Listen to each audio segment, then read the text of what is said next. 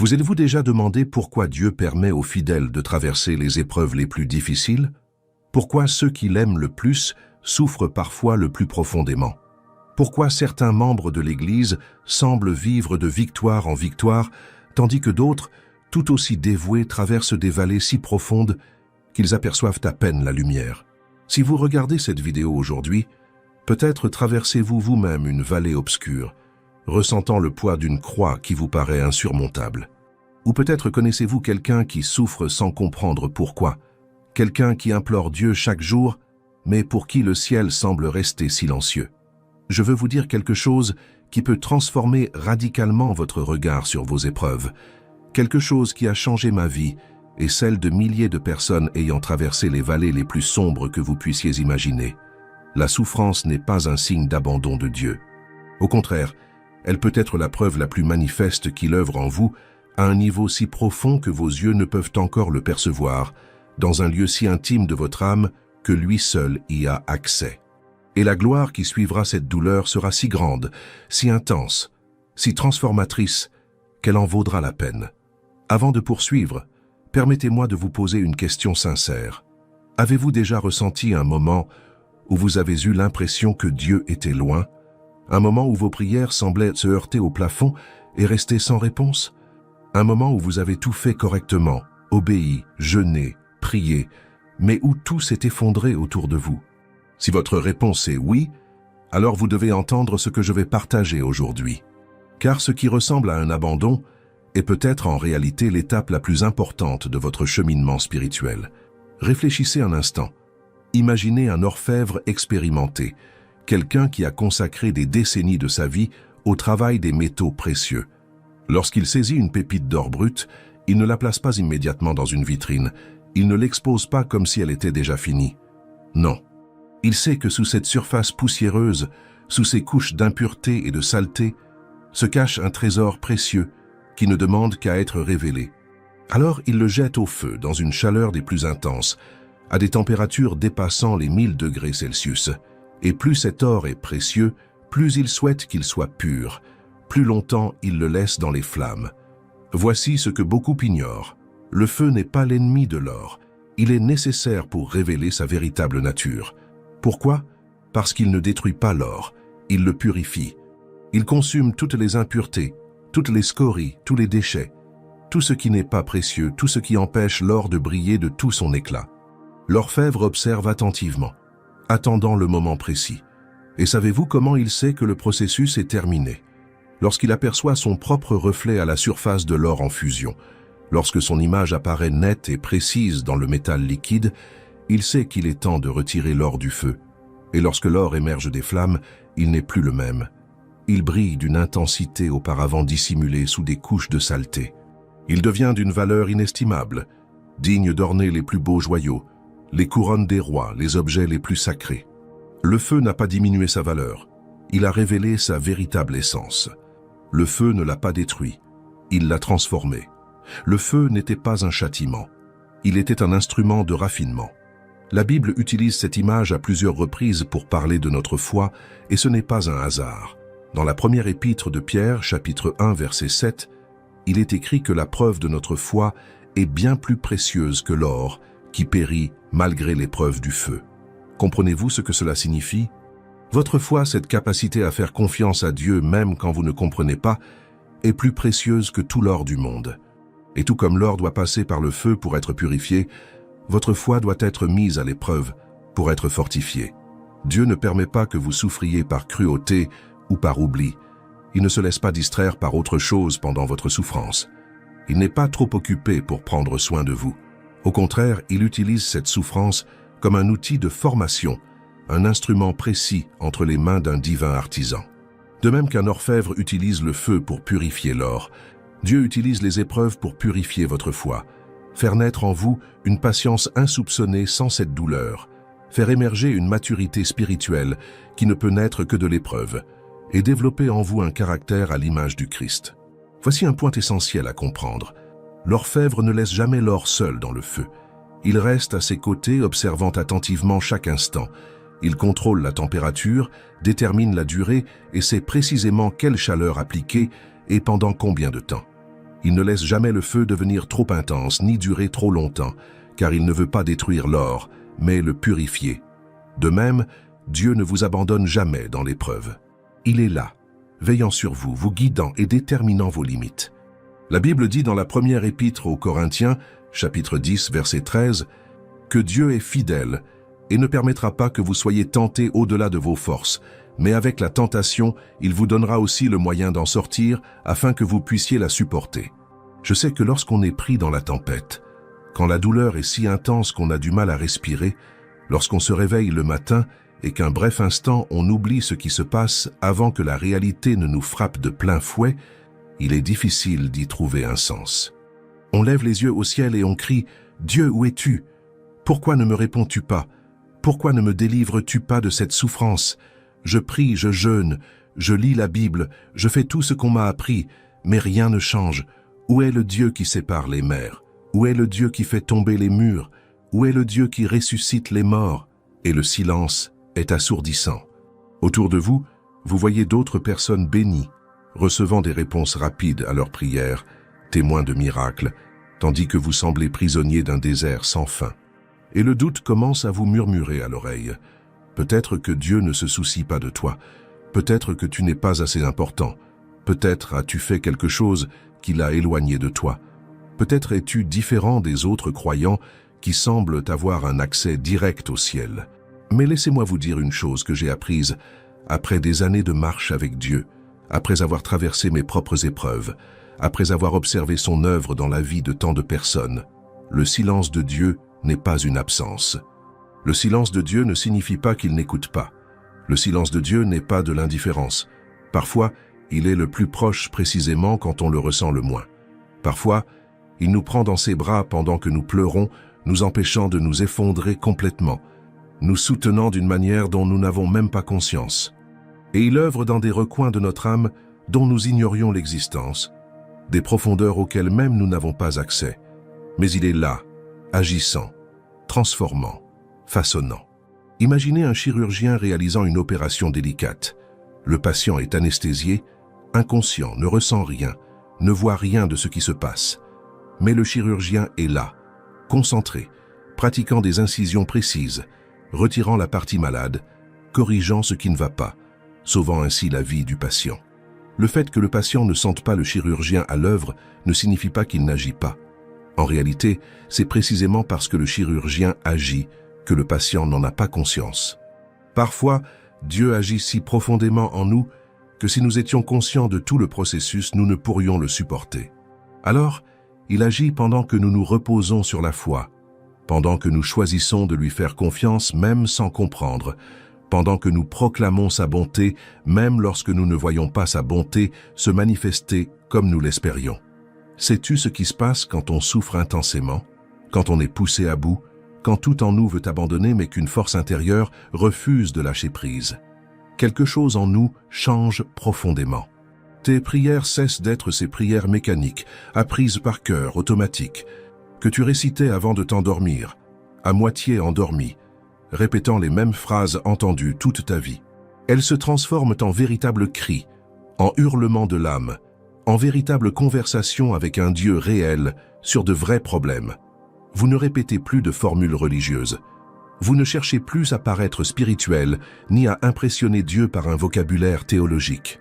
Vous ne vous souciez plus de la beauté de vos mots, ni de la structure de votre prière. Vous ouvrez votre cœur à Dieu avec une sincérité et un désespoir absolu. Et vous savez quoi? Ce sont ces prières qu'il aime le plus entendre. Ce sont ces prières qui touchent le ciel. Ce sont ces prières qui interpellent les anges. Ce sont ces prières qui parviennent directement au trône de la grâce. Quand les mots vous manquent, quand votre vocabulaire religieux est épuisé, quand il ne vous reste qu'à gémir en esprit, quand les larmes parlent plus fort que les mots, quand vous êtes si brisé que vous pouvez à peine formuler une phrase complète, le Saint-Esprit lui-même intercède pour vous par des soupirs inexprimables. Paul écrit dans l'Épître aux Romains, chapitre 8, que de même l'Esprit nous aide dans notre faiblesse, car nous ne savons pas ce qu'il nous convient de demander dans nos prières. Mais l'Esprit lui-même intercède pour nous par des soupirs inexprimables. Cela signifie que lorsque votre souffrance est si intense que vous ne savez même plus quoi demander, lorsque votre douleur est si profonde que vous ne pouvez l'exprimer. Lorsque votre confusion est telle que vous ne savez plus s'il faut demander la délivrance ou la force d'endurer, le Saint-Esprit transforme vos gémissements en prières parfaites devant le Père. Il connaît la pensée de l'Esprit, car, selon la volonté de Dieu, il intercède pour les saints. Vous n'êtes pas seul dans la prière. Un intercesseur divin transforme vos soupirs en supplications, vos larmes en prières, votre silence en adoration. La souffrance nous rapproche du cœur de Dieu d'une manière que la prospérité ne saurait égaler. Pensez-y, quand tout va bien, quand on est en bonne santé, qu'on a de l'argent, des relations épanouissantes, un emploi stable, on prie, certes, mais nos prières sont souvent superficielles. On remercie pour les bienfaits reçus, on demande protection, on intercède pour quelques demandes, et c'est tout. Il n'y a pas de profondeur, car il n'y a pas d'urgence. C'est comme se prélasser sur une plage tranquille par une belle journée ensoleillée. On apprécie le moment, mais sans intensité. Mais quand la tempête se déchaîne, quand les vagues vous submergent, quand vous sombrez et implorez le secours, votre prière atteint une intensité inédite. Ce n'est plus une prière de politesse, c'est un combat pour votre survie spirituelle. Et c'est là, dans ce désespoir, dans ce cri urgent, que vous rencontrez Dieu d'une manière totalement nouvelle. Là, au plus profond du gouffre, vous découvrez qu'il a toujours été là, à vous attendre. Considérons l'histoire de Job, l'un des récits de souffrance les plus anciens et les plus profonds que nous trouvions dans les Écritures. Il s'agissait d'un homme juste, intègre et craignant Dieu, qui se détournait du mal. La Bible dit qu'il n'y avait personne comme lui sur toute la terre. Dieu lui-même était fier de Job et dit à Satan, « As-tu remarqué mon serviteur Job? Il n'y a personne comme lui sur la terre. C'est un homme intègre et droit qui craint Dieu et se détourne du mal. » Job possédait tout, 7 fils et 3 filles, une famille belle et unie. Il avait 7000 brebis, 3000 chameaux, 500 paires de bœufs et 500 ânes. Il était l'homme le plus riche de tout l'Orient. Mais plus encore que la richesse matérielle, il possédait une richesse spirituelle. Il priait sans cesse pour ses enfants, leur offrait régulièrement des sacrifices et entretenait une profonde communion avec Dieu. S'il y avait bien une personne qui méritait d'être bénie et protégée, c'était Job. Et puis, en une seule journée, tout s'effondra. Des messagers arrivèrent les uns après les autres, apportant chacun des nouvelles plus terribles que le précédent. Les Sabéens attaquèrent, s'emparèrent des bœufs et des ânes, et massacrèrent tous les serviteurs. Le feu tomba du ciel et consuma les brebis et les bergers. Les Chaldéens formèrent 3 troupes, attaquèrent les chameaux et tuèrent les jeunes gens. Puis vint la nouvelle la plus terrible de toutes. Tandis que leurs fils et leurs filles mangeaient et buvaient du vin dans la maison de leur frère aîné, un violent vent souffla du désert et frappa la maison, qui s'écroula sur les jeunes gens, et tous périrent. Imaginez la scène. Job reçoit des nouvelles de pertes successives, toutes plus douloureuses les unes que les autres. Et lorsqu'il pense que le pire est passé, il découvre que ses 10 enfants sont morts d'un coup. Pas un seul n'a survécu. Toute sa lignée a été anéantie en une seule journée. Toute la joie de vivre, tous ses espoirs, réduits à néant en quelques heures. Comment auriez-vous réagi? Comment tout être humain réagirait-il? Avec colère, révolte, questionnement, accusation contre Dieu. Mais qu'a fait Job? Il a déchiré ses vêtements, signe d'une profonde lamentation. Il s'est rasé la tête, expression d'une douleur extrême. Il s'est jeté à terre. Et alors, il a prononcé des paroles qui devraient être gravées dans le cœur de chaque croyant. « Nu je suis sorti du sein de ma mère, et nu j'y retournerai. L'Éternel a donné et l'Éternel a repris, que le nom de l'Éternel soit béni. » Mais le calvaire ne s'arrêta pas là. Satan, insatiable, obtint la permission de toucher le corps de Job, et un ulcère malin le frappa, partant de la plante des pieds jusqu'au sommet du crâne. La douleur était si intense que Job prit un tesson de poterie pour se gratter, assis dans la cendre. Son apparence avait tellement changé que plus tard, même ses amis eurent du mal à le reconnaître. Et alors qu'il était dans cet état de détresse, sa propre femme, celle qui aurait dû être sa compagne et son réconfort, lui dit « Tu persistes dans ton intégrité? Maudis Dieu et meurs. » Quelle parole dévastatrice! La personne la plus proche de vous vous encourage à abandonner, à vous rebeller contre Dieu, à choisir la mort plutôt que la confiance. Mais Job répondit « Tu parles comme une insensée. Accepterions-nous le bien de Dieu et ne supporterions-nous pas aussi le mal ?» Alors arrivèrent ses amis. Eliphaz, Bildad et Tsophar, ayant entendu parler du malheur qui avait frappé Job, se mirent en route pour le consoler. Mais, l'apercevant de loin, ils eurent peine à le reconnaître. Ils déchirèrent leurs vêtements, se couvrirent à la tête de poussière et restèrent assis avec lui par terre, pendant 7 jours et 7 nuits, sans lui adresser la parole, car ils voyaient combien son chagrin était grand. Mais lorsqu'ils finirent par prendre la parole, au lieu de le réconforter, ils l'accusèrent. Ils supposèrent que Job souffrait parce qu'il avait péché. Ils commencèrent à l'interroger, à insinuer des péchés cachés, à suggérer qu'il récoltait ce qu'il avait semé. Pendant 35 chapitres, ses amis tourmentèrent Job avec leur théologie simpliste de la vengeance. Si tu souffres, c'est que tu as péché. Si tu es béni, c'est que tu es juste. Imaginez-vous au plus bas, ayant tout perdu, enfants, richesse, santé, respect, et que ceux qui devraient vous réconforter commencent à vous accuser, fouillant votre passé à la recherche de failles, insinuant que vous mentez sur votre intégrité. Job avait toutes les raisons de se rebeller, de douter de la bonté de Dieu, de céder au désespoir et de suivre le conseil de sa femme, maudire Dieu et abandonner. Mais au milieu de cette souffrance incompréhensible, au milieu de cette douleur apparemment sans fin, au milieu de ces ténèbres où il ne pouvait voir la main de Dieu, Job prononça des paroles qui résonnent à travers les siècles. « Même s'il me tue, je garderai confiance en lui. » Quelle déclaration puissante! Quelle foi inébranlable!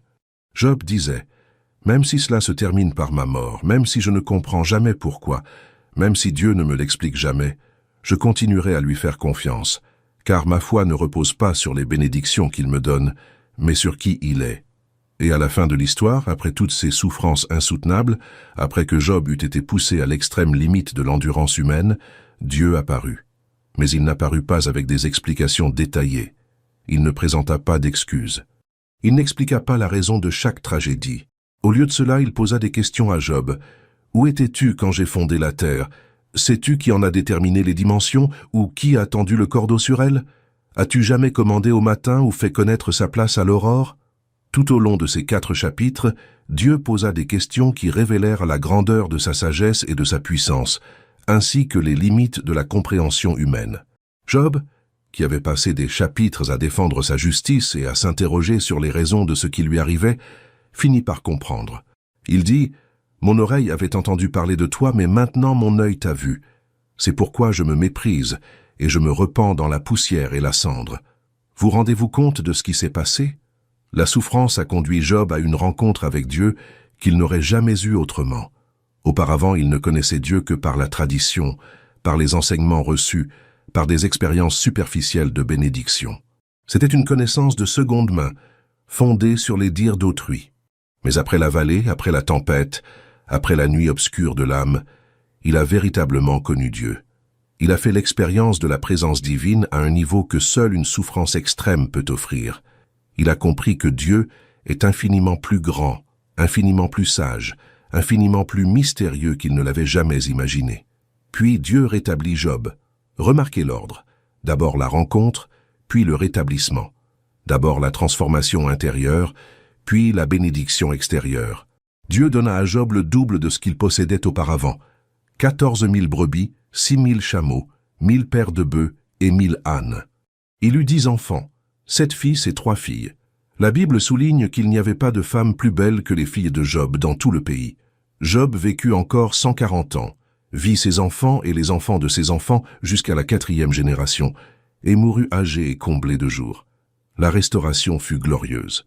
Mais je crois que si l'on demandait aujourd'hui à Job si cela en valait la peine, s'il échangerait ses souffrances contre la connaissance de Dieu qu'il a acquise, il répondrait sans hésiter « Oui ».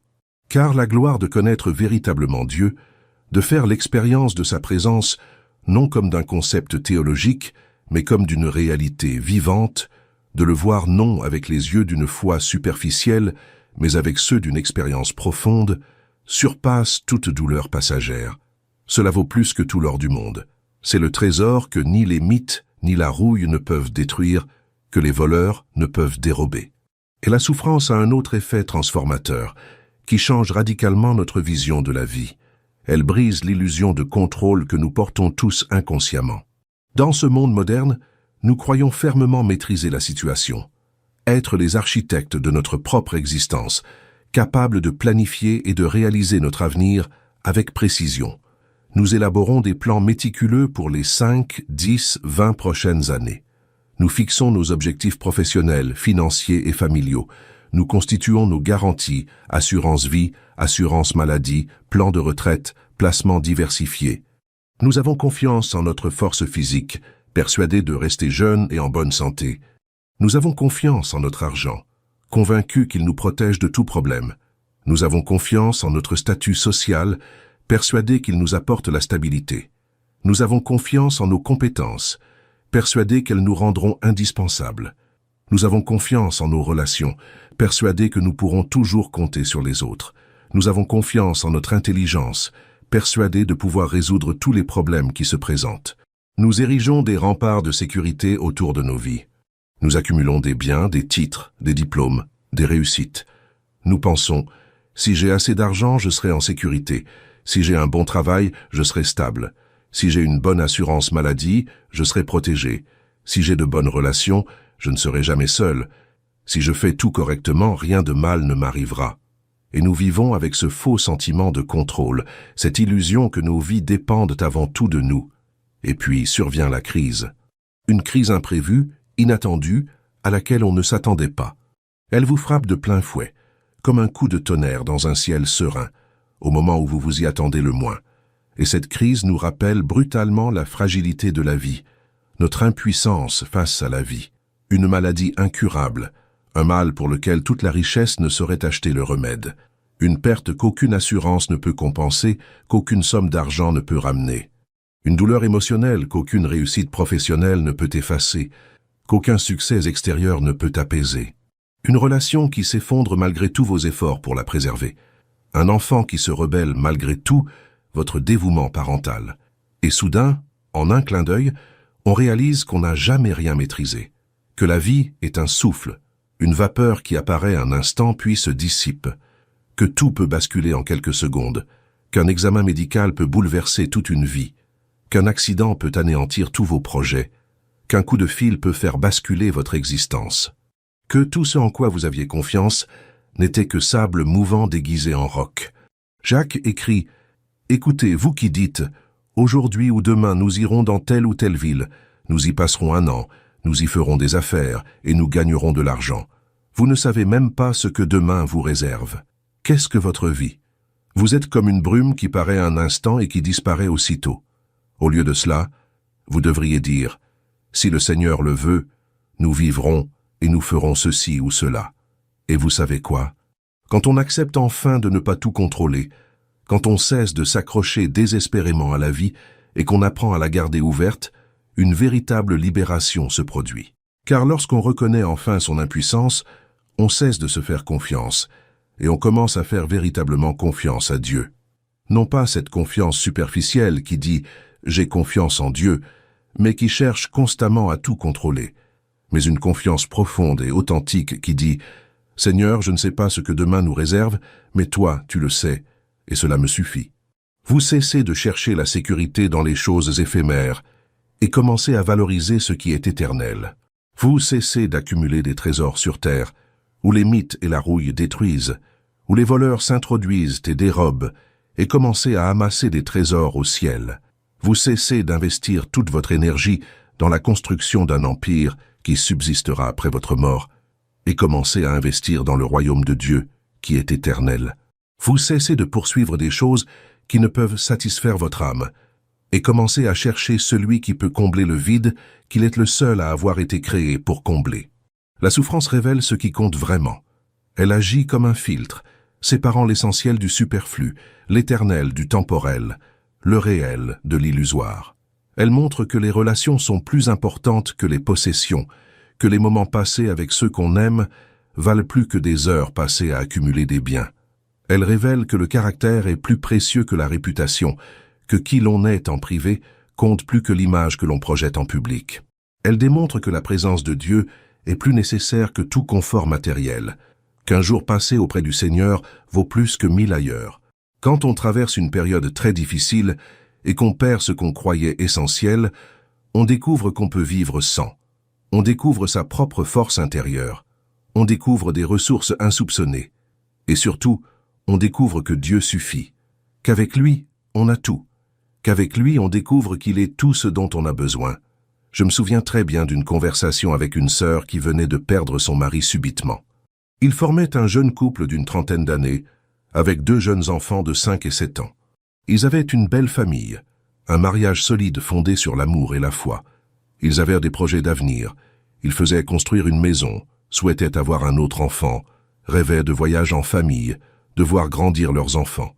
Il était un père présent, un mari aimant, un homme de Dieu engagé dans sa paroisse et un exemple pour beaucoup. Et puis, un mardi comme les autres, sans prévenir, il est parti travailler et n'est jamais revenu. Un accident de la route. Un conducteur ivre a grillé un feu rouge et a percuté sa voiture. Il est mort sur le coup. Il n'a pas eu le temps de dire au revoir. Il n'a pas eu la chance de dire une dernière fois à sa femme et à ses enfants qu'il les aimait. Il n'a pas eu l'occasion de leur laisser un dernier mot, aucune instruction. Il a été arraché à leur vie sans prévenir. Quand je suis allé lui rendre visite quelques jours après les funérailles, je ne savais pas quoi dire. Que dire à une femme qui a perdu l'amour de sa vie? Comment consoler une mère qui doit maintenant expliquer à ses jeunes enfants pourquoi leur père ne rentrera plus à la maison? Quels mots peuvent apaiser une douleur aussi immense? Je m'étais simplement préparé à être présente, à l'écouter, à pleurer avec elle s'il le fallait. Elle était visiblement anéantie. Ses yeux étaient rougis par les larmes, son visage marqué par la douleur, et son corps semblait porter un poids invisible mais écrasant. Ses enfants étaient chez leurs grands-parents, car elle avait à peine la force de s'occuper d'elle-même, encore moins d'eux. Dans la maison, il y avait encore ses vêtements dans le placard, ses chaussures près de la porte, sa tasse à café dans l'évier. Tout criait son absence. Mais au cœur de cette douleur insupportable, au milieu de ce chaos émotionnel tandis que nous parlions et qu'elle me confiait ses sentiments, elle m'a dit quelque chose qui restera à jamais gravé dans mon âme. D'une voix étranglée mais ferme, les larmes ruisselant sur son visage, mais avec une détermination dans les yeux que je n'aurais jamais cru voir, elle a dit « J'ai toujours pensé connaître Dieu. J'ai grandi dans l'église, j'ai été baptisé, j'ai toujours servi, j'ai toujours cru. Mais maintenant, dans ma plus grande faiblesse, au moment où je devrais être complètement anéanti, je ressens une grâce dont j'ignorais même l'existence. » Elle a poursuivi « Vous savez, je me réveille le matin et pendant une seconde, j'oublie ce qui s'est passé. Et puis la réalité me frappe de plein fouet. Et je me dis, je ne pourrai pas me lever de ce lit. Je ne pourrai pas affronter un autre jour sans lui. Je ne pourrai pas élever mes enfants seul. Je ne pourrai pas payer les factures. Je ne pourrai plus vivre avec ce vide immense dans ma poitrine. Mais alors quelque chose se produit. Je ne peux pas vraiment l'expliquer. C'est comme si une force qui ne vient pas de moi me soulevait. C'est comme si des bras invisibles me retenaient avant que je ne m'effondre complètement. Je devrais être complètement anéanti, incapable de fonctionner. Et d'une certaine manière, je le suis. Mais en même temps, il y a une paix qui n'a aucun sens, une paix qui défie toute logique. Comment puis-je trouver la paix alors que je viens d'enterrer mon mari? Comment puis-je dormir la nuit alors que ma vie a été bouleversée? Comment puis-je garder espoir alors que tout mon avenir a été effacé en un instant? Je ne devrais pas ressentir cette paix, et pourtant je la ressens. Et je le sais au fond de mon cœur que c'est lui. C'est Dieu qui me soutient d'une manière surnaturelle que je ne peux expliquer. Elle a ajouté, avant, quand j'entendais parler de la grâce de Dieu, je croyais comprendre. Mais je ne comprenais rien. Je l'apercevais quand tout allait bien, quand j'avais besoin de pardon pour de petites erreurs, quand je désirais des bénédictions et des conseils. Mais ça c'est différent. C'est la grâce suffisante du Christ. Suffisant ne signifie pas qu'il y en a plus qu'il n'en faut. Cela signifie que c'est exactement ce dont j'ai besoin en ce moment. Ni plus, ni moins. Juste ce qu'il faut pour faire un pas de plus, pour respirer une fois de plus, pour vivre un jour de plus. Et elle a conclu en disant quelque chose qui m'a fait pleurer avec elle. Je ne sais pas comment je vais m'en sortir. Je ne sais pas comment mes enfants grandiront sans leur père. Je ne sais pas comment je vais reconstruire ma vie, mais je sais qui est avec moi. Et s'il m'a conduite jusqu'ici, s'il me soutient maintenant, alors il continuera de me soutenir demain, après-demain, et chaque jour à venir. Et d'une manière que je ne peux pas encore comprendre, tout cela aura un sens à la fin. Je n'en ai aucune idée, mais j'ai confiance. C'est la grâce suffisante du Christ. Ce n'est pas une grâce qui fait disparaître la douleur instantanément. Ce n'est pas une grâce qui change les circonstances d'un coup. Ce n'est pas une grâce qui répond à toutes vos questions, ni qui explique tous les pourquoi. Mais c'est une grâce qui vous soutient dans l'épreuve. C'est une grâce qui vous redonne des forces quand vous n'en avez plus. C'est une grâce qui fait briller une lueur d'espoir même dans la nuit la plus sombre. C'est une grâce qui murmure « Tu peux le faire » quand tout en vous crie « Je n'en peux plus ». C'est ce que Paul a vécu lorsqu'il a prié 3 fois avec ferveur et désespoir pour que Dieu retire l'écharde de sa chair. Il a imploré sa délivrance. Il a supplié pour être soulagé. Il s'attendait à ce que Dieu l'enlève, mais Dieu lui a répondu « Ma grâce te suffit, car ma puissance s'accomplit dans la faiblesse. » Autrement dit, Paul, je ne te délivrerai pas de cette épreuve, mais je te donnerai la force de la supporter. Je ne changerai pas ta situation, mais je te transformerai au cœur même de cette épreuve.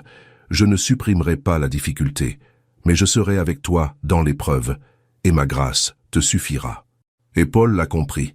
Il a écrit « C'est pourquoi je me glorifierai bien plus volontiers de mes faiblesses, afin que la puissance du Christ repose sur moi.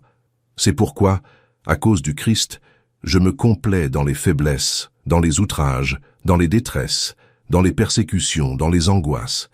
Car lorsque je suis faible, c'est alors que je suis fort. » Paul a découvert que sa faiblesse n'était pas un problème pour Dieu, mais une opportunité.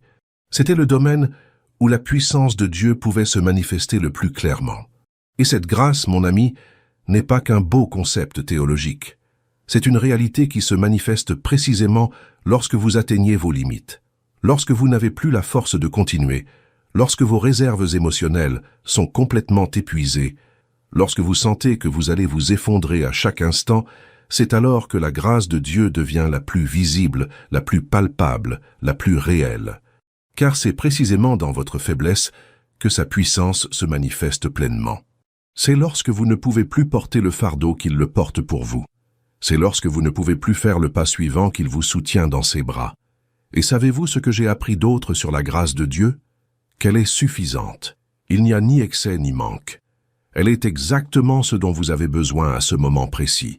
Dieu ne vous donne pas sa grâce d'avance pour les problèmes futurs, car vous n'en avez pas encore besoin.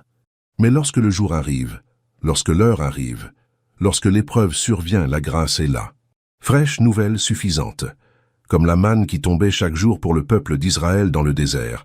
Ils ne pouvaient pas la stocker pour le lendemain, car elle se gâtait. C'était une leçon de dépendance quotidienne, et c'est ainsi que Dieu veut que nous vivions, en lui faisant confiance jour après jour, en recevant sa grâce nouvelle chaque matin. Permettez-moi une petite pause, car j'ai une question à vous poser. Si ce message vous touche, si vous sentez que Dieu vous parle à travers ces mots, je vous invite à aimer cette vidéo et à vous abonner à la chaîne. Il ne s'agit pas simplement d'algorithmes ou de chiffres. En agissant ainsi, vous affirmez « Oui, j'ai besoin de plus de messages comme celui-ci. J'ai besoin de continuer à être nourri spirituellement. » Et cela nous motive à continuer de proposer du contenu capable de transformer des vies.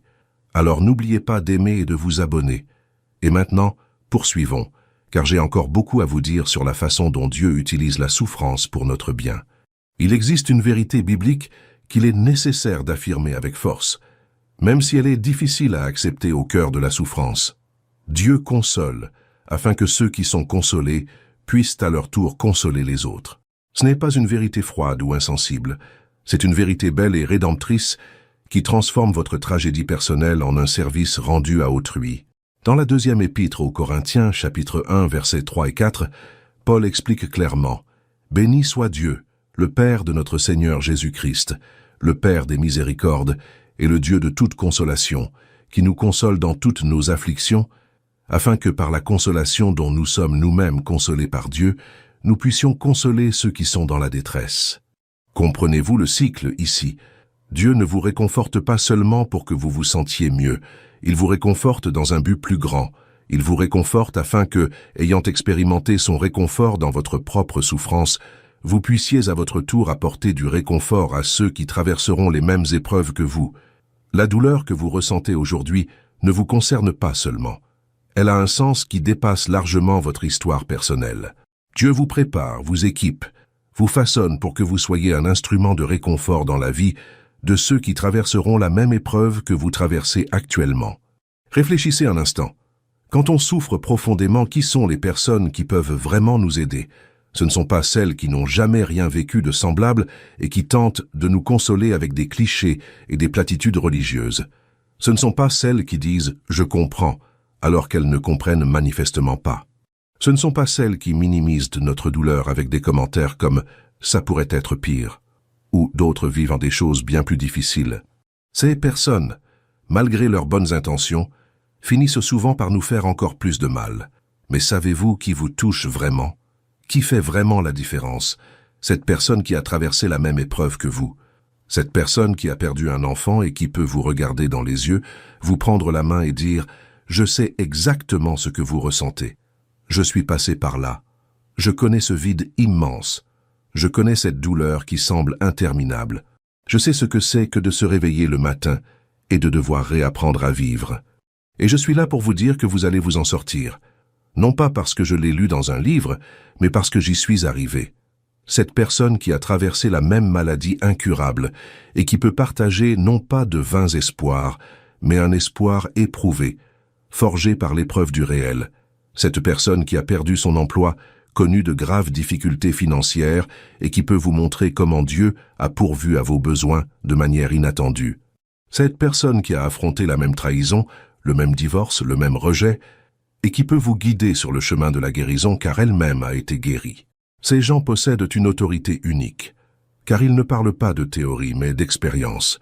Ils ne récitent pas de versets appris par cœur, ils partagent des vérités forgées dans la vallée. Ils n'offrent pas une sympathie superficielle, mais une empathie profonde. Et quand on rencontre quelqu'un comme ça, quelqu'un qui comprend vraiment parce qu'il est passé par là, cela change tout. Pensez à toutes ces vies transformées à travers l'histoire, grâce à des personnes qui, au lieu de sombrer dans l'amertume et le repli sur elles-mêmes, ont choisi de mettre leur souffrance au service des autres. Pensez à toutes ces personnes sauvées du suicide grâce à la rencontre d'une âme qui avait traversé la même profonde dépression, le même désespoir absolu, la même envie d'en finir, et qui avait triomphé. Une âme qui pouvait leur dire « Je sais que tu as envie d'abandonner. Moi aussi j'en avais envie, mais je suis là, de l'autre côté de cette épreuve, pour te dire que ça vaut la peine de continuer, qu'il y a de l'espoir, que Dieu existe et que sa grâce suffit. » Imaginez le nombre de mariages sauvés grâce à des couples au bord du divorce, qui ont traversé des crises profondes, qui étaient au bord de l'effondrement et qui ont décidé de faire preuve de transparence et de partager leur histoire de réconciliation. Ils n'ont pas caché leurs difficultés. Ils n'ont pas prétendu que tout était toujours parfait. Ils n'ont pas idéalisé leurs relations. Ils ont parlé honnêtement des disputes, des blessures, des trahisons, des moments de découragement. Et ce faisant, ils ont redonné espoir à d'autres couples en crise. Ils ont montré qu'il est possible de reconstruire, qu'il est possible de pardonner, qu'il est possible de repartir à zéro, que ce qui est brisé peut être réparé, et même plus fort qu'avant. Pensez à tous ces toxicomanes qui ont été libérés de l'alcoolisme, de la drogue, de la pornographie, du jeu, parce qu'ils ont rencontré quelqu'un qui avait été prisonnier des mêmes chaînes et qui a trouvé une libération véritable et durable en Christ. Quelqu'un qui ne les a pas jugés, quelqu'un qui ne les a pas condamnés, quelqu'un qui ne s'est pas considéré comme supérieur, mais quelqu'un qui leur a tendu la main et leur a dit « Je suis passé par là. Je sais ce que c'est que d'être prisonnier de cette addiction. Je sais ce que c'est que de vouloir s'arrêter sans y parvenir. Je connais la honte, la culpabilité, le désespoir, mais je sais aussi qu'il y a une issue, et je t'accompagnerai jusqu'à ce que tu trouves la liberté. » La douleur ressentie aujourd'hui peut servir demain à réconforter d'autres personnes blessées. Ton témoignage, ton histoire, ton épreuve, ta nuit noire de l'âme, c'est peut-être exactement ce dont quelqu'un a besoin pour ne pas abandonner. Cela peut faire toute la différence entre continuer à se battre et sombrer dans le désespoir. Cela peut être la lueur d'espoir que quelqu'un cherchait désespérément. Cela peut être la preuve vivante que Dieu est réel, qu'il nous soutient véritablement, qu'il est précieux de lui faire confiance même quand on ne comprend pas. Mais pour que cela se produise, pour que votre souffrance devienne un ministère, pour que votre épreuve se transforme en tremplin, vous devez sortir de cette épreuve. Vous devez permettre à Dieu d'achever l'œuvre qu'il a commencée en vous. Vous devez traverser le tunnel pour atteindre l'autre rive. Car si vous restez amer, si vous laissez la douleur vous endurcir au lieu de vous adoucir, si vous vous rebellez contre Dieu et fermez votre cœur, Si vous devenez cynique et rancunier, cette douleur ne portera aucun fruit. Elle vous détruira au lieu de vous transformer. Elle vous isolera au lieu de vous connecter aux autres. Elle fera de vous une partie du problème au lieu d'une partie de la solution. Mais si vous choisissez de faire confiance à Dieu même dans la souffrance, si vous vous accrochez à lui-même lorsque vos mains tremblent, si vous déclarez comme Job que même s'il vous anéantit, vous lui ferez confiance, alors cette douleur deviendra un tremplin pour la gloire de Dieu. Cette épreuve deviendra une porte vers une foi, une force, une autorité spirituelle et une capacité à réconforter les cœurs brisés plus grande. Cette nuit obscure laissera place à une aube radieuse. Et des années plus tard, une fois l'épreuve surmontée, les cicatrices guéries, quand vous pourrez vous retourner et voir comment Dieu vous a soutenu, vous trouverez quelqu'un qui en est exactement là où vous étiez. Et vous pourrez regarder cette personne dans les yeux et lui dire « Je sais, je comprends, je suis passé par là. Et si Dieu m'a conduit jusqu'ici, il te conduira aussi. Accroche-toi, n'abandonne pas, parce que ça en vaut la peine. De l'autre côté de cette vallée, il y a la vie, il y a l'espoir, il y a un sens à la vie, il y a de nouveau la joie. J'en suis la preuve vivante. Et à cet instant, toute sa souffrance aura été justifiée, car elle aura cessé d'être une simple tragédie personnelle. Elle sera devenue l'instrument de Dieu pour sauver une autre vie, restaurer une autre âme, arracher une autre personne à l'abîme. Et vous comprendrez pourquoi Paul pouvait dire que nous nous glorifions même dans les tribulations, non pas parce que la tribulation en elle-même est bonne, mais parce que le fruit qu'elle produit est glorieux lorsque nous laissons Dieu l'utiliser pour accomplir ses desseins. Et voyez ceci, les épreuves fortifient la foi et la confiance. Quand tout va bien, quand vos prières sont exaucées et vos besoins comblés, il est facile de faire confiance à Dieu. Mais ce n'est pas une foi éprouvée. C'est une foi immature et superficielle. La vraie foi est celle qui demeure inébranlable quand tout s'écroule, quand les ressources humaines s'épuisent, quand il n'y a plus d'issue, quand toutes les portes se ferment, quand les médecins disent qu'il n'y a plus rien à faire. C'est précisément dans ces moments-là que l'on apprend à ne dépendre que de Dieu et à marcher par la foi. Abraham en fit l'expérience intensément. Dieu lui avait promis un fils. Il attendit 25 ans pour que cette promesse se réalise. 25 ans. Imaginez attendre un quart de siècle pour une promesse divine. Chaque année qui passait rendait la promesse plus impossible à tenir. Abraham vieillissait. Sarah, sa femme, aussi. Biologiquement, c'était impossible. Mais Abraham continua de croire. Et quand Isaac naquit enfin, alors que tout l'espoir et l'avenir de la promesse reposaient sur cet enfant, Dieu lui demanda l'impensable « Abraham, prends ton fils, ton unique, Isaac, celui que tu aimes, et offre-le en sacrifice. » Comment pensez-vous qu'Abraham se soit senti? Il a dû penser « Seigneur, cela n'a aucun sens. Tu m'as promis une descendance par Isaac. Comment cela se réalisera-t-il si je dois le tuer ?» Mais savez-vous ce qu'a fait Abraham? Il a obéi. Il ne comprenait pas, mais il a obéi, car il a appris à faire confiance à Dieu, non pas à cause des circonstances, mais malgré elles. Et la Bible dit qu'Abraham considérait Dieu comme suffisamment puissant pour ressusciter Isaac. Quelle foi! Une foi qui ne dépend pas de ce que les yeux voient, mais de ce que le cœur sait du caractère de Dieu. Alors qu'Abraham s'apprêtait à sacrifier son fils, lorsqu'il leva le couteau prêt à obéir même au prix de ce qu'il avait de plus précieux, Dieu intervint. « Abraham, Abraham, ne porte pas la main sur l'enfant. Maintenant je sais que tu crains Dieu, car tu ne m'as pas refusé ton fils, ton unique. » Et Dieu fournit un agneau pour le sacrifice. Abraham appela ce lieu Jéhovah-Jireh, ce qui signifie « l'Éternel pourvoira ». Cette épreuve ne détruisit pas la foi d'Abraham. Elle la fortifia à tel point que, des milliers d'années plus tard, nous en parlons encore. Il vous arrivera la même chose.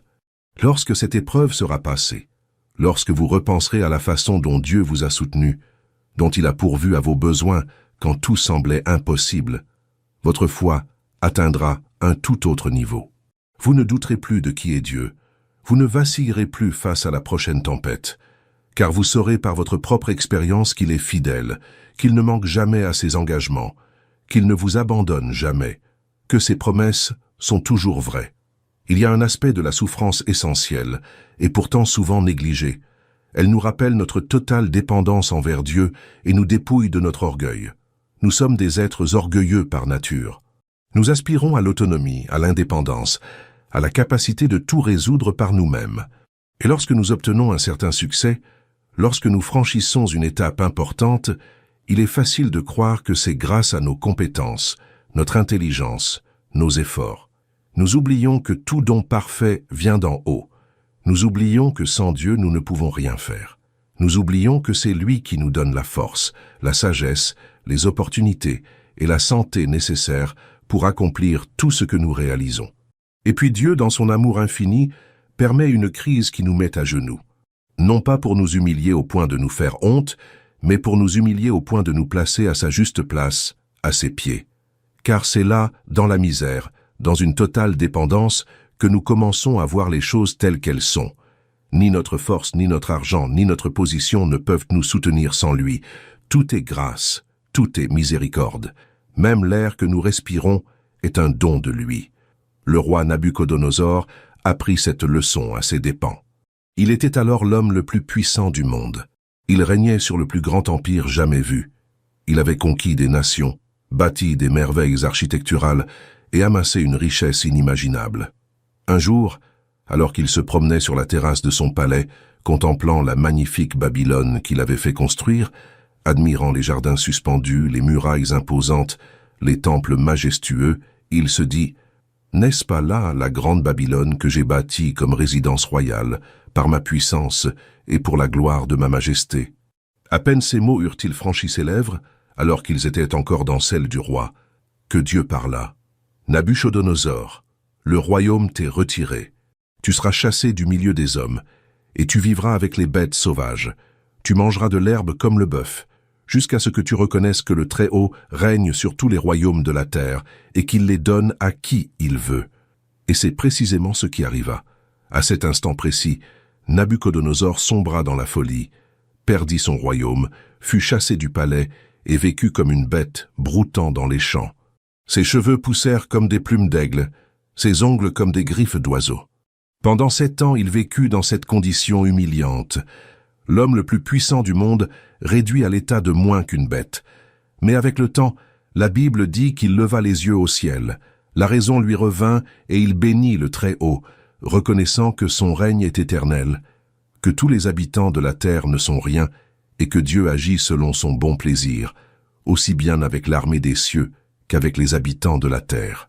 Nabuchodonosor devait être brisé pour reconnaître qui détenait véritablement le pouvoir. Et savez-vous quel en fut le résultat?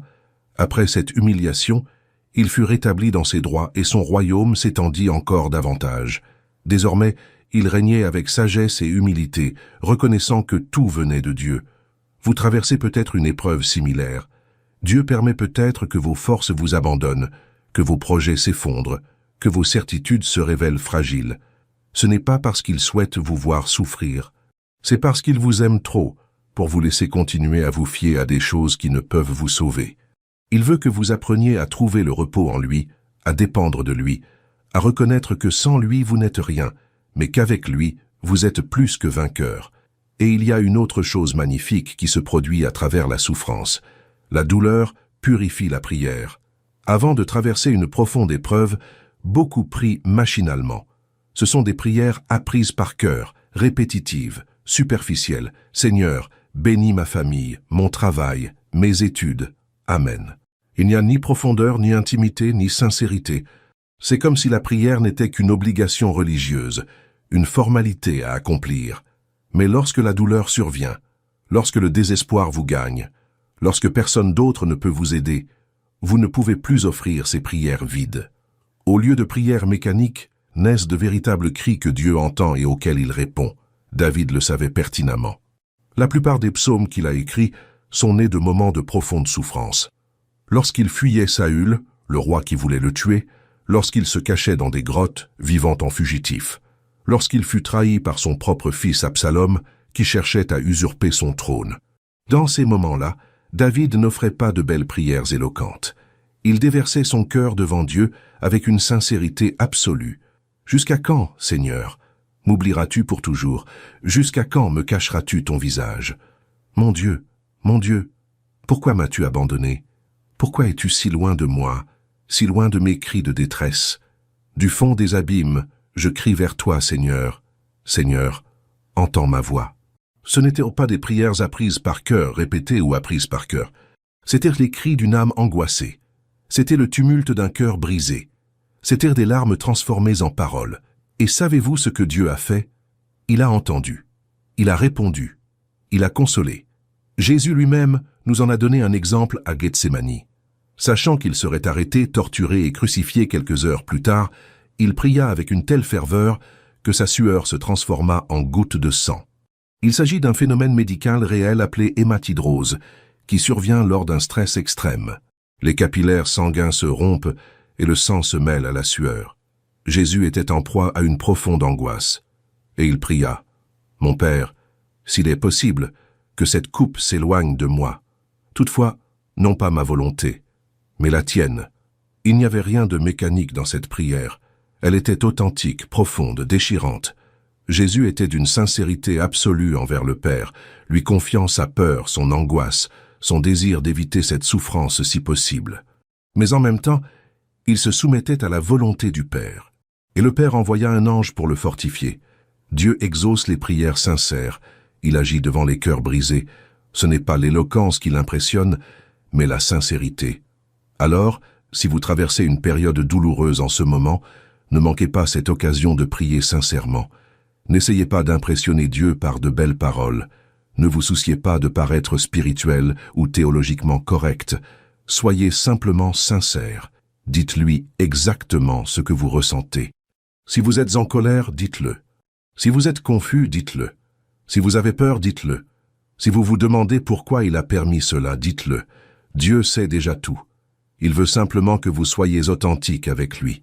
Et lorsque vous le faites, lorsque vous ouvrez votre cœur sans réserve, quelque chose de surnaturel se produit. Vous vivez une intimité avec Dieu qu'aucune autre voix ne peut atteindre. Une autre transformation puissante que la souffrance engendre est la compassion et l'humilité. Avant de traverser certaines épreuves, il est facile de juger ceux qui sont en crise. On voit quelqu'un qui souffre de dépression et on pense « Pourquoi un tel n'arrive-t-il pas à surmonter cette dépression ?» Il lui suffit d'avoir la foi, il lui suffit de prier davantage, il lui suffit de lire la Bible. On voit quelqu'un qui n'arrive pas à pardonner et on pense « Pourquoi cette personne ne peut-elle pas pardonner ? Elle devrait simplement lâcher prise, elle devrait simplement aller de l'avant. » On voit quelqu'un qui doute de Dieu et on pense « Pourquoi ce frère a-t-il des doutes ?» Il lui suffit d'avoir confiance, il lui suffit de croire. Nous sommes prompts à juger ce que nous ne comprenons pas, prompts à proposer des solutions simplistes à des problèmes complexes, prompts à pointer du doigt au lieu de tendre la main, prompts à critiquer au lieu de réconforter. Il est facile de prétendre tout savoir quand on n'a jamais connu la même souffrance. Il est facile de dire « Ayez confiance en Dieu » quand votre foi n'a jamais été mise à rude épreuve. Il est facile de parler de persévérance quand on n'a jamais eu envie de tout abandonner. Mais lorsqu'on traverse la vallée, lorsqu'on ressent de plein fouet le poids d'une profonde douleur, tout change. On réalise que ce n'est pas aussi simple qu'on le pensait. On comprend qu'avoir la foi ne signifie pas être insensible à la douleur, qu'être fort ne signifie pas ne jamais pleurer, qu'avoir confiance en Dieu ne signifie pas être exempt de doute, qu'être spirituel ne signifie pas ne jamais se poser de questions, qu'être croyant ne signifie pas être toujours heureux et optimiste. Et alors, au lieu de juger, on fait preuve de compassion. Au lieu de critiquer, on console. Au lieu de pointer du doigt les défauts, on porte les fardeaux. Ceux qui souffrent apprennent la compassion et l'humilité. Ils commencent à porter les fardeaux des autres et cessent de juger ceux qui sont en détresse. Paul en parle dans l'Épître aux Galates, chapitre 6. « Portez les fardeaux les uns des autres, et vous accomplirez ainsi la loi du Christ. » Quelle est cette loi? La loi de l'amour. Le Christ nous a aimés alors que nous étions pécheurs.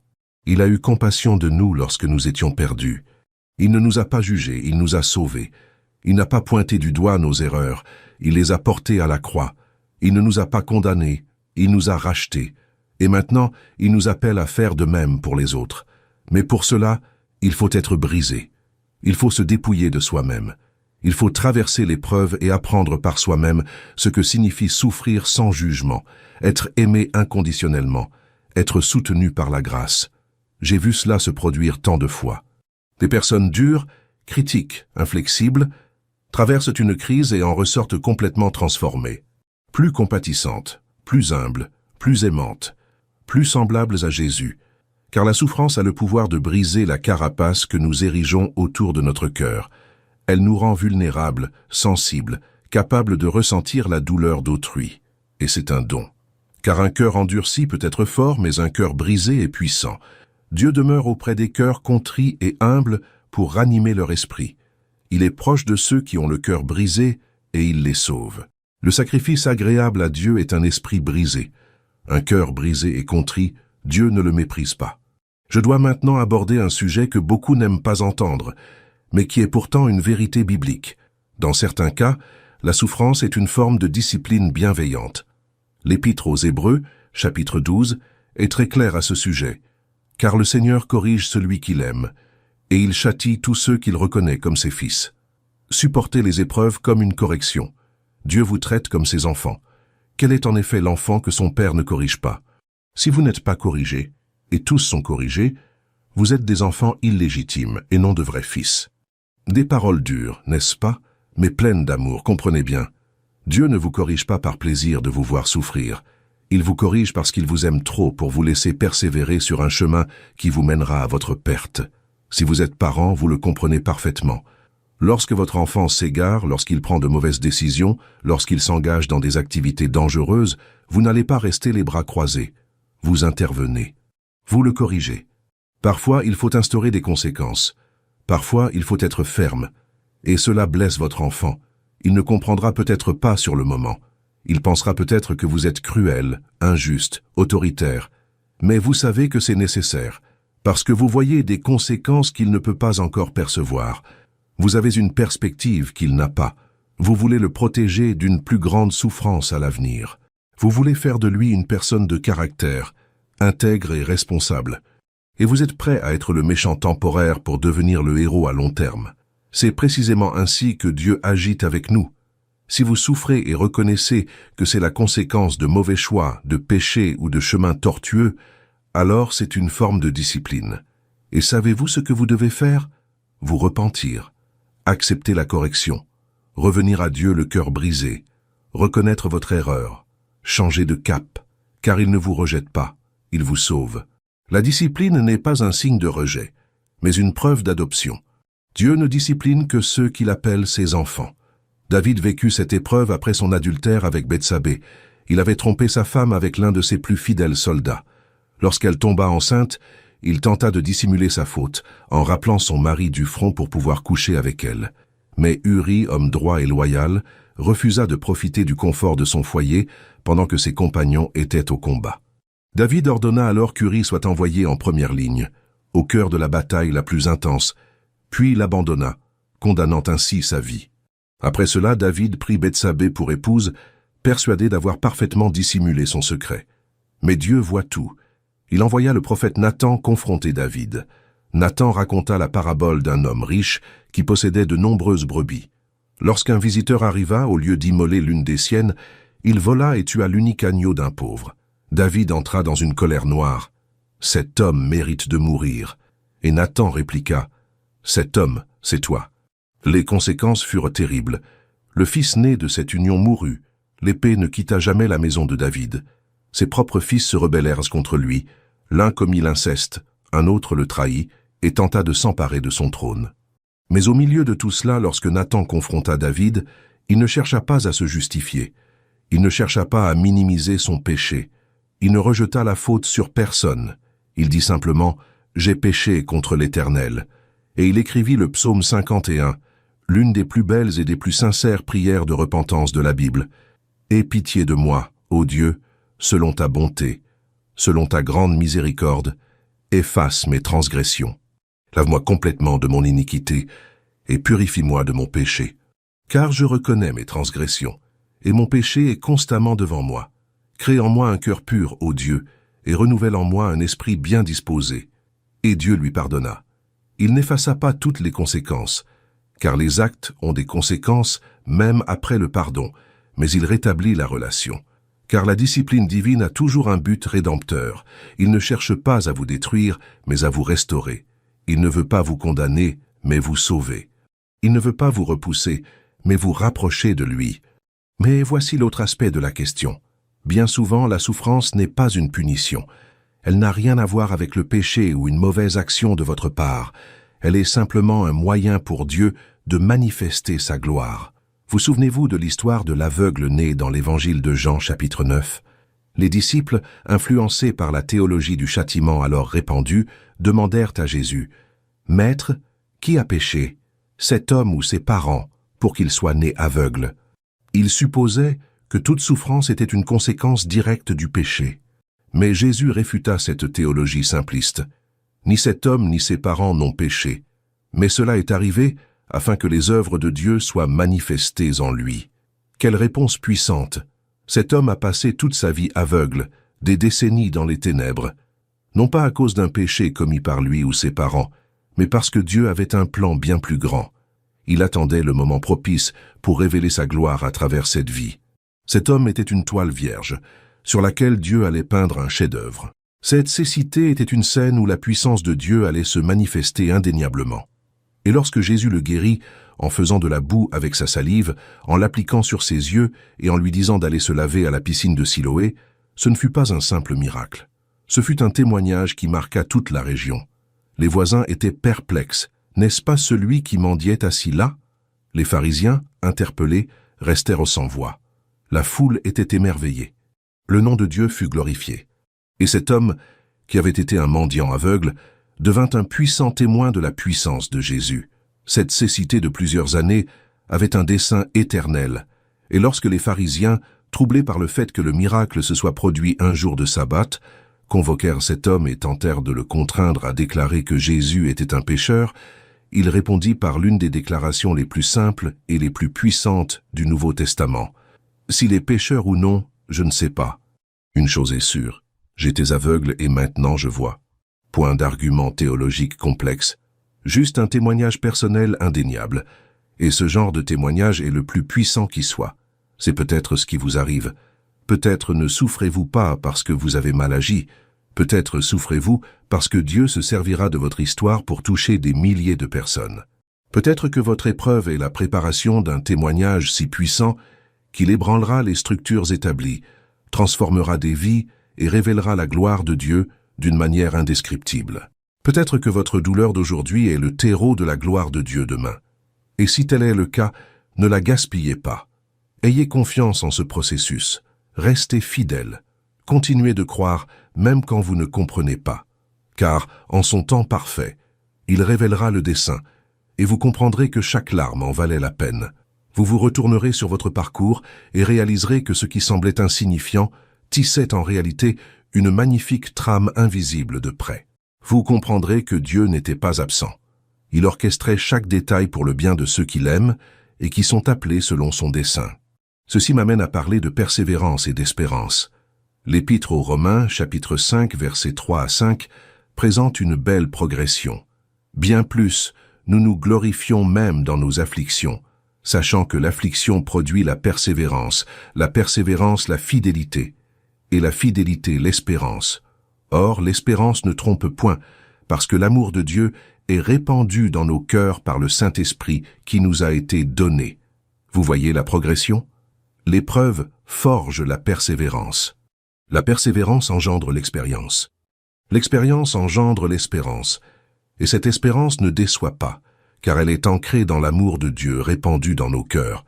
C'est comme une échelle où chaque marche nous mène vers un niveau supérieur de maturité spirituelle. Mais on ne peut brûler les étapes. Il faut traverser l'épreuve pour développer la persévérance. Il faut persévérer pour acquérir de l'expérience.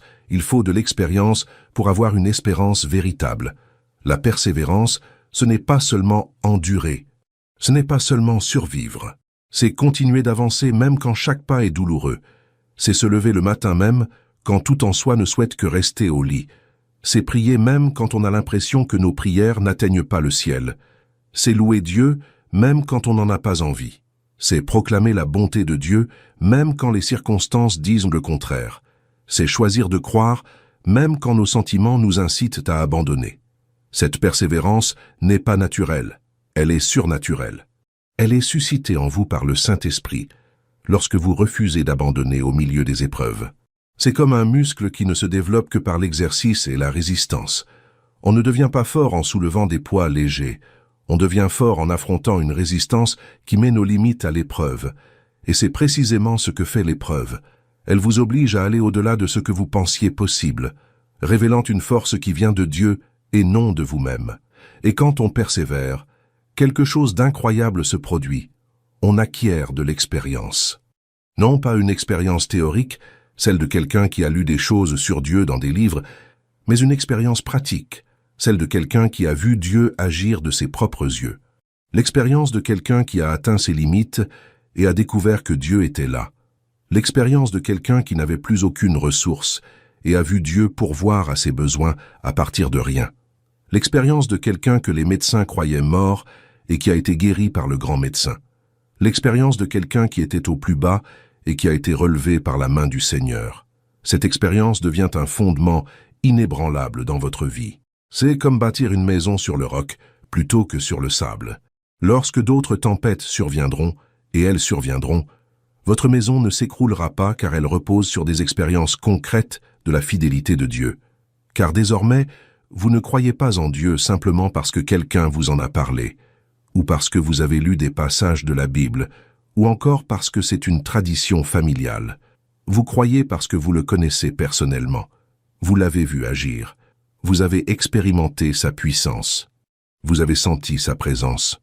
Vous avez été soutenu par sa grâce. Et cette expérience engendre l'espoir.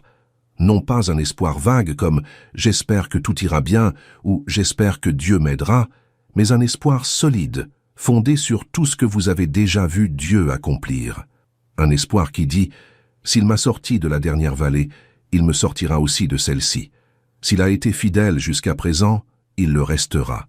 S'il ne m'a pas abandonné dans cette heure désespérée, il ne m'abandonnera pas maintenant.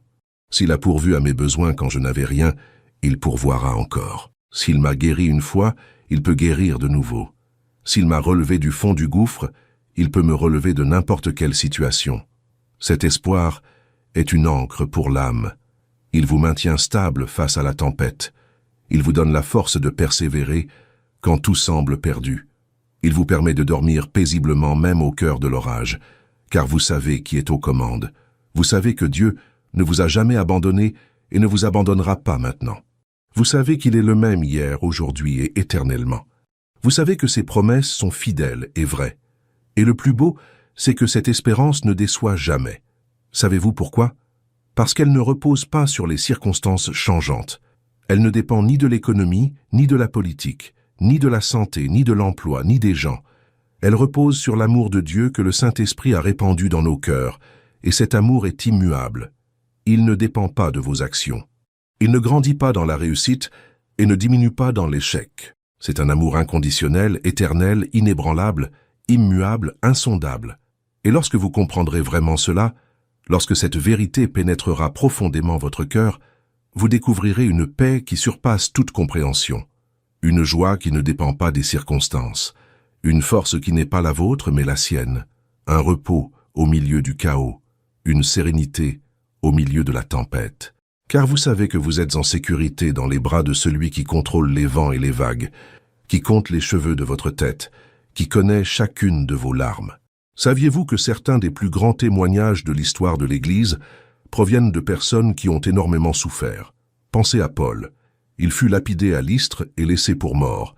Il fut flagellé 5 fois par les Juifs, 39 coups de fouet à chaque fois. Il fut battu de verge à 3 reprises.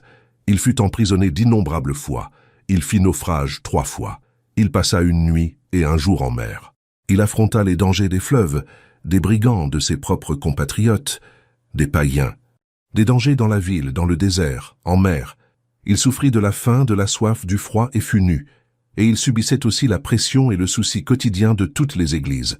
De plus, il avait une écharde dans la chair qui le tourmentait et que Dieu choisit de ne pas enlever malgré ses prières. Et qu'a-t-il écrit après tout cela? Car pour moi, vivre c'est le Christ, et mourir est un gain. J'ai appris à être content en toutes circonstances. Je sais vivre dans le besoin, et je sais vivre dans l'abondance. J'ai appris le secret d'être content en toute situation, que je sois rassasié ou affamé, que je vive dans l'abondance ou dans le dénuement. Je peux tout par celui qui me fortifie. C'est pourquoi, à cause du Christ, je me réjouis dans les faiblesses, dans les outrages, dans les détresses, dans les persécutions, dans les angoisses. Car lorsque je suis faible, c'est alors que je suis fort. Comment quelqu'un qui avait tant souffert pouvait-il avoir une telle attitude? Comment pouvait-il se réjouir de ses faiblesses? Comment pouvait-il affirmer que la mort est un gain? Parce qu'il avait compris une vérité profonde. La souffrance n'était pas une fin en soi. Elle faisait partie intégrante de l'histoire, le préparant à une gloire éternelle qui surpassait de loin toute affliction passagère. Il écrivait dans la 2e épître aux Corinthiens « Car nos légères afflictions du moment présent produisent pour nous, au-delà de toute mesure, un poids éternel de gloire. » Remarquez ces mots, légères et passagères. Paul, qui a tant souffert, qui a été torturé, persécuté, abandonné, qualifie ces tribulations de légères et passagères. Comment peut-il l'affirmer? Parce qu'il les compare à la gloire éternelle. C'est comme comparer une seconde à l'éternité, une goutte d'eau à l'océan, une fourmi à une galaxie. Il n'y a pas de comparaison possible. La gloire future est tellement plus grande, tellement plus intense, tellement plus précieuse, tellement plus réelle qu'elle rend toutes les souffrances présentes insignifiantes en comparaison. Pensez à Joseph, vendu comme esclave par ses propres frères à l'âge de 17 ans seulement.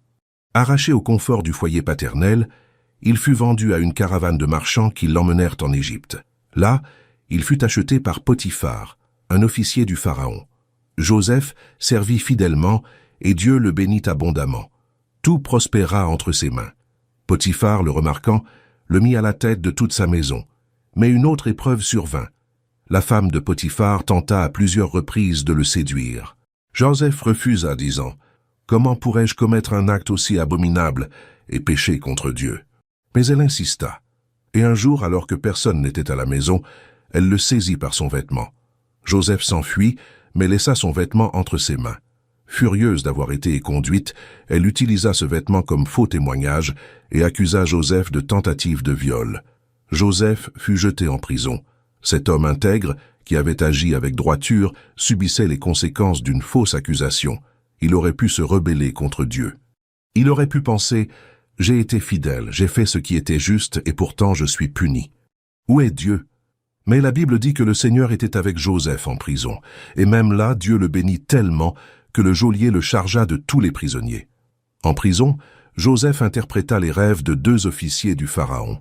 Il annonça à l'échanson qu'il serait rétabli dans ses fonctions sous 3 jours et lui demanda de se souvenir de lui et d'intercéder auprès du Pharaon. Tout se déroula comme Joseph l'avait prédit, mais l'échanson l'oublia. 2 années s'écoulèrent. 2 années d'attente, d'espoir déçu à interroger Dieu sur le moment de la libération. Finalement, lorsque Pharaon fit des rêves inintelligibles, l'échanson se souvint de Joseph. Joseph fut sorti de prison, rasé, vêtu d'habits convenables et amené devant Pharaon. Il interpréta les rêves, annonçant 7 années d'abondance suivies de 7 années de famine. Son interprétation et ses suggestions furent si justes que Pharaon le nomma second personnage du pouvoir en Égypte, juste après lui. Joseph passa d'esclave à gouverneur, de prisonnier, il devint prince. De l'oubli en prison, il fut exalté au palais. Et durant les années d'abondance, il géra avec sagesse, stockant du grain. Lorsque vinrent les années de famine, non seulement l'Égypte était préparée, mais toutes les nations vinrent s'y approvisionner, y compris les frères de Joseph, qu'il avait vendus des années auparavant. Lorsque ses frères, qui ne le reconnurent pas, vinrent acheter de la nourriture, Joseph eut le pouvoir de se venger. Il aurait pu les anéantir. Mais au lieu de cela, après les avoir mis à l'épreuve pour voir s'ils avaient changé, il se révéla à eux. Terrifié, il s'attendait à des représailles. Mais Joseph prononça ces paroles immortelles qui révèlent une profonde compréhension de la souveraineté de Dieu. « Vous aviez l'intention de me faire du mal, mais Dieu l'a transformé en bien pour accomplir ce qui se réalise aujourd'hui, le salut de nombreuses vies. » Joseph comprit que tout ce qui lui était arrivé, toutes les souffrances, toutes les injustices, toutes les douleurs, n'étaient pas vains. Dieu s'en servait pour le placer au bon endroit, au bon moment, afin de sauver non seulement sa famille, mais des nations entières. Si Joseph n'avait pas été vendu comme esclave, il ne serait pas allé en Égypte. S'il n'avait pas été accusé à tort, il ne serait pas allé en prison. S'il n'avait pas été incarcéré dans cette prison précise, il n'aurait pas rencontré les dignitaires du Pharaon. S'il n'avait pas interprété leurs rêves, les chansons ne se seraient pas souvenues de lui lorsque le Pharaon eut besoin d'un interprète. Chaque pièce du puzzle, même les plus douloureuses, était nécessaire à la compréhension de l'ensemble. Voici le regard que vous devez porter sur votre souffrance. L'ennemi a peut-être orchestré votre destruction. Les circonstances peuvent sembler désespérées. La douleur peut être insupportable. Vous avez peut-être été trahi, calomnié, rejeté, abandonné. Mais Dieu excelle à transformer les malédictions en bénédictions, le deuil en joie, et à faire fleurir les roses dans le désert. Ce que le diable a voulu vous détruire, Dieu l'utilisera pour vous élever. Ce qui devrait vous briser, Dieu l'utilisera pour vous façonner. Ce qui semblait être la fin de votre histoire, Dieu le transformera en le début d'un nouveau chapitre glorieux. Mais je dois être honnête avec vous. Pour que cela se produise, vous devez faire votre part. Vous devez choisir de faire confiance même quand vous ne comprenez pas. Vous devez choisir d'obéir même quand c'est difficile. Vous devez choisir de pardonner même quand cela fait profondément mal. Vous devez choisir de vous accrocher à Dieu même quand il semble distant. Car la foi n'est pas l'absence de doute, c'est choisir de croire malgré le doute. Le courage n'est pas l'absence de peur, c'est continuer d'avancer malgré la peur. La victoire n'est pas l'absence d'épreuves, c'est rester debout après toutes les épreuves. Et il y a une magnifique promesse dans l'Apocalypse que je souhaite partager avec vous avant de terminer. L'Apocalypse, chapitre 21, verset 4 dit « Il essuiera toute larme de leurs yeux, et la mort ne sera plus. Il n'y aura plus ni deuil, ni cri, ni douleur, car les premières choses ont disparu. » Pouvez-vous imaginer ce jour? Un jour où toute cette douleur prendra fin, où toute cette souffrance connaîtra une cessation définitive, où toutes ces larmes seront personnellement essuyées par Dieu. Et lorsque vous serez dans l'éternité, en la présence manifeste de Dieu, entouré d'une gloire indescriptible, voyant face à face celui que vous avez aimé par la foi, vous vous retournerez sur votre passé et comprendrez que la souffrance n'a duré qu'un instant, mais que la gloire est éternelle. Vous comprendrez la raison de chaque larme. Vous saisirez le sens de chaque douleur. Vous verrez comment Dieu a tissé une magnifique trame avec les fils sombres et lumineux de votre histoire. Et vous vous inclinerez en adoration, non pas malgré la souffrance, mais en partie grâce à elle, car c'est à travers elle que vous avez appris à connaître Dieu d'une manière que vous n'auriez jamais pu connaître autrement. Paul l'avait parfaitement compris. C'est pourquoi il écrivait dans la deuxième épître aux Corinthiens, chapitre 4, versets 17 et 18, « Car nos légères afflictions du moment présent produisent pour nous, au-delà de toute mesure, un poids éternel de gloire. C'est pourquoi nous ne fixons pas nos regards sur les choses visibles, mais sur les choses invisibles. Car les choses visibles sont passagères, et les choses invisibles sont éternelles. » Paul avait appris à changer de perspective. Au lieu de se focaliser sur les circonstances passagères, il fixait son regard sur les réalités éternelles. Au lieu d'être accablé par la souffrance présente, il gardait à l'esprit la gloire future. Et c'est un choix que vous devez faire chaque jour. Choisirez-vous de vous concentrer sur le problème ou sur la promesse? Sur la douleur ou sur l'espoir? Sur le temporaire ou sur l'éternel? Sur ce que vous avez perdu ou sur ce que vous allez encore gagner? Sur la vallée ou sur la montagne qui la suit? Ce choix détermine non seulement votre sérénité, mais aussi votre capacité à persévérer jusqu'au bout. Alors aujourd'hui, je tiens à vous encourager avec toute ma sincérité et tout mon amour. Ne vous découragez pas au cœur de l'épreuve. Ne baissez pas les bras maintenant que la victoire est si proche. Ne laissez pas la souffrance d'aujourd'hui vous voler la gloire de demain. Continuez de prier, même quand il semble que Dieu ne vous entende pas. Continuez de lui faire confiance, même quand vous ne comprenez pas ce qu'il fait. Continuez de croire, même quand tout semble contredire ses promesses. Continuez de l'adorer, même quand vous n'en avez pas envie. Persévérez, même quand chaque pas exige un effort surhumain, car une récompense vous attend. Une couronne sera posée sur votre tête. Vous entendrez de la bouche même de Jésus, « Bien joué, bon et fidèle serviteur ». Des demeures sont préparées pour vous. Un festin est organisé pour célébrer votre arrivée. Des anges se réjouiront lorsque vous franchirez la ligne d'arrivée.